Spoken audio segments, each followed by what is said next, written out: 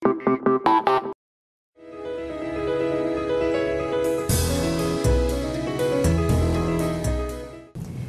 to ForexTV.com's PM Exchange. It's Tuesday, March 11th. I'm Remy Huki. Today I'm joined by Boris Schlossberg from DailyFX.com. Good afternoon, Boris. Hi, good afternoon. Good to be with you. Great to have you on the show today. My pleasure.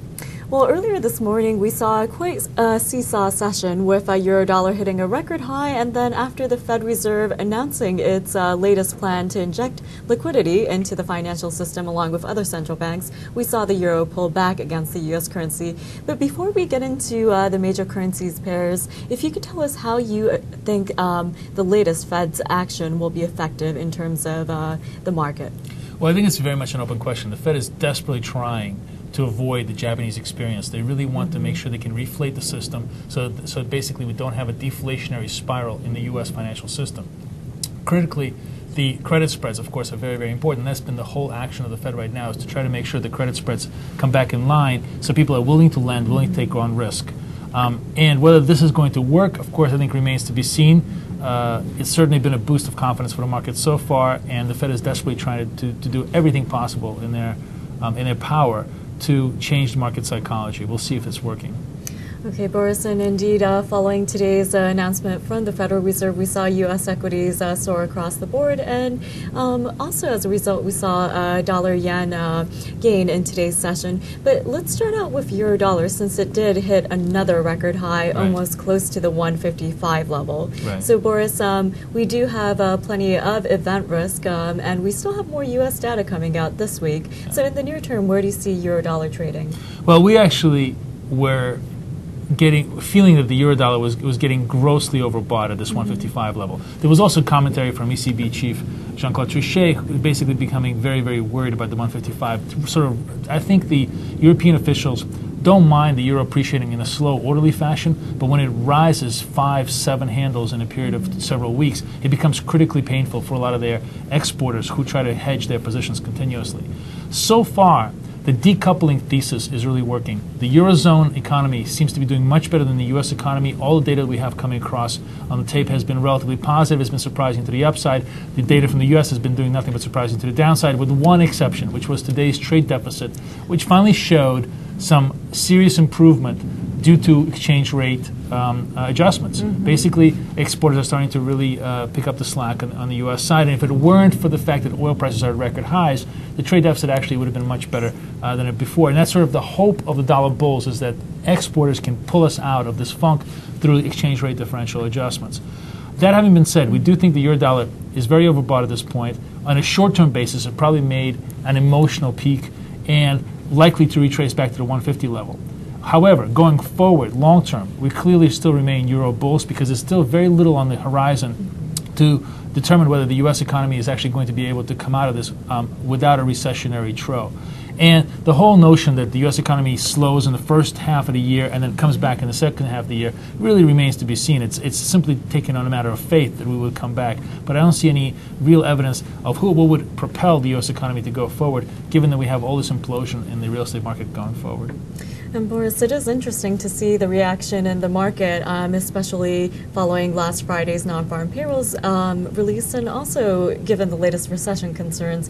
Right now in the market, it seems as though expectations for even more aggressive rate cuts ahead of the Fed meeting in terms of an intermeeting cut seem to have subsided. But we do have the rate announcement coming up next week. What do you expect the Fed to do? We're with the consensus. We think they'll go 50 basis points and probably take them another 50 basis points before the first half of the year is over, down to 2%, in order to try to stabilize the housing market as much as possible. This seems to be a critical point for them, because the key thing with housing is you want to avoid as many bankruptcies as possible, so that you don't have this vicious cycle of wealth destruction, which will then go all the way through the economy and affect other sectors like autos, retail, everything else, restaurants, and really create a very, very serious contraction. That's what the Fed is desperately trying to avoid by hoping to stabilize the housing market and prolong the issue, basically, so that we can reflate ourselves back to health. We'll see if it works. Okay, and since you told us your expectations for the Fed in terms of interest rates, let's move on to the low-yielding currencies of the Japanese yen as well as the Swissy. Right. We've seen those currencies benefit given risk aversion in the market, and both of those currencies have pulled back in today's session. But near term, for the yen as well as the Swiss franc against the dollar, what's your forecast? Yeah, it's strictly a function of where equities go, we think. You know, if the Dow Jones comes back down to 11,500 and perhaps even lower, yen 100 is pretty much a done deal. You know, we're very, very close within these levels. This has been a reflex bounce, very much do so because it's been so overbought or oversold if you want to look at it down this way. But dollar yen 100 is pretty much going to be a strong reality, very much within reach of the market if we start to see further selling off in the equities. And what about your forecast for euro yen?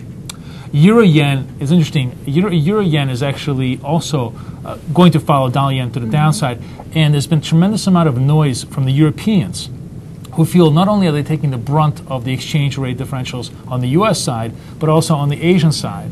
And ironically enough, it's been the Asian producers who are basically trying now to make up the losses in the U.S. market with profits in the European market. Toyota, Honda, all of the major manufacturers are really trying to establish as much market share and profit out of that zone versus the U.S. zone. And this is what's sort of trying to keep the Japanese economy afloat. So there's a clear conflict of interest amongst the three parties here, and quite likely euro yen will probably come back down. The BOJ has not given any inkling of intervention. There's been a lot of talk about it, but they really haven't done so. There's a lot of reasons for it. Some people thought it was primarily because they really have their hands tied as hosts of the G7. They couldn't really overtly go out there and intervene.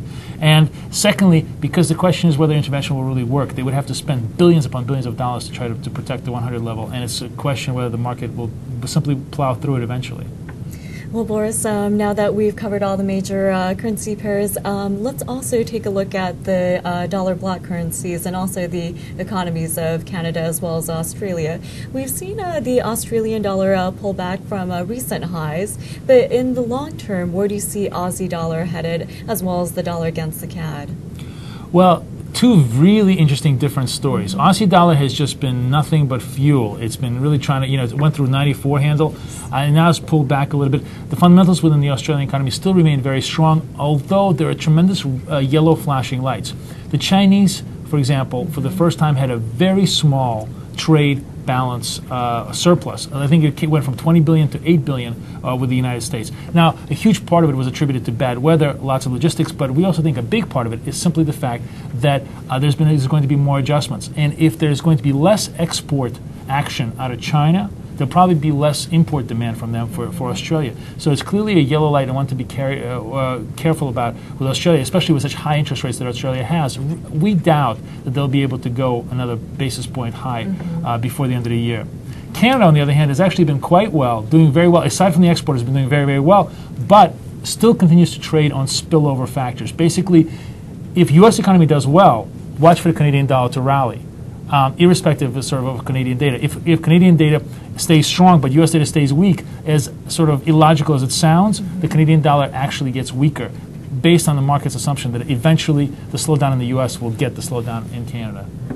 Okay, Boris, thank you very much for shedding all your insight and analysis into the Forex marketplace. It's a great pleasure to be here. Thank you. This has been your Forex News with Boris Schlossberg from dailyfx.com. Next up, we have your equities and commodities wrap-up for the day. U.S. stocks soared with the major indexes rallying over 3.5%. The Dow Jones Industrial Average had the biggest one-day gain since late July of 2002. Earlier today, the Federal Reserve announced that it will pump $200 billion into the financial markets to boost liquidity in coordination with other central banks. The latest move by the Federal Reserve helped the financial sector as the Fed's plan involves offering loans through auctions, as well as increased swap lines with other central banks. Also taking a look at today's data releases, the U.S. trade deficit rose in January. The Commerce Department reported that the trade gap rose to $58.2 billion.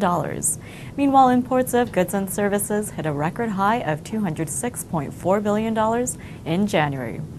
At the closing bell, the Dow Jones Industrial Average soared 416.66 to end at 12,156.81. The tech-heavy Nasdaq rallied 86.42 points to close up at 2,255.76. And the S&P 500 gained 47.28 to end at 1320.65. In the fixed income market, U.S. Treasury bonds declined as equities soared across the board. The 10-year Treasury note was down with its yield up at 3.58% from 3.46% in the previous session.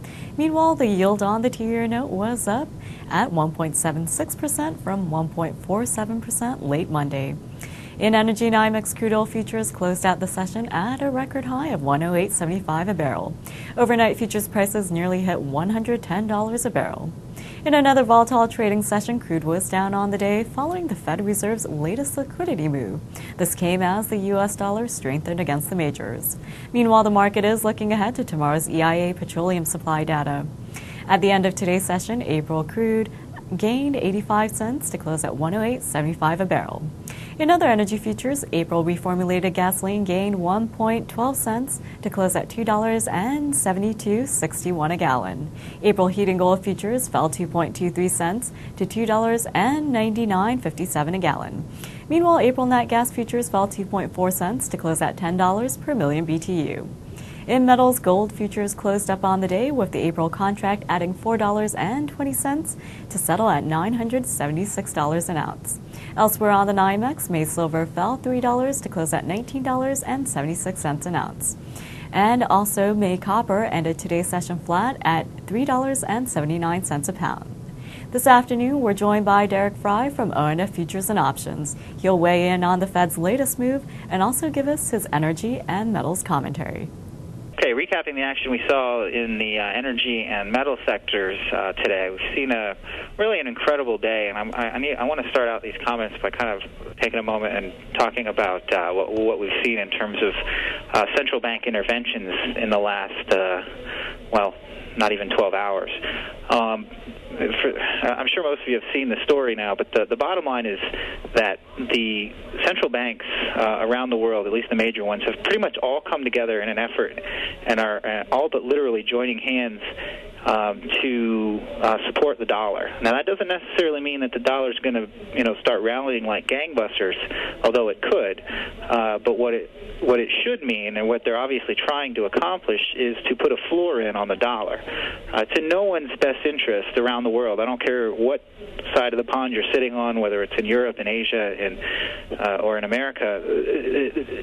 We've reached a point now in terms of the devaluation of the dollar where it's no longer a good thing. It's now becoming more of a hassle and more of a problem for the whole world, for that matter, frankly, than any amount of devaluation is helping us pay back our debt. So, you're seeing the ECB step in, you're seeing the BOE, the BOJ, all the major central banks, as I mentioned.